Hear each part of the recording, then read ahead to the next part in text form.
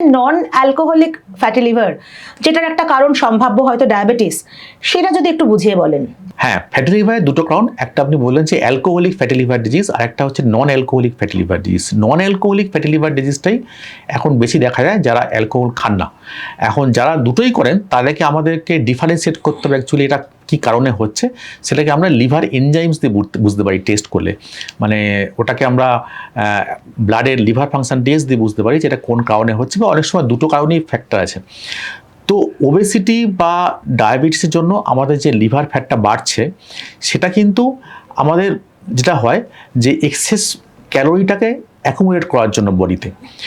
তো আমাদের কি হয় যে এক্সেস ক্যালোরিটা আমাদের পেটের চারিদিকে জমে যায়, মানে ধরুন লিভারের চারিদিকে, প্যাঙ্ক্রিয়াসের চারিদিকে, হ্যাঁ, এই মেদটা জমে যায়, ফলে এটা ফ্যাটি লিভারে পরিণত হয়।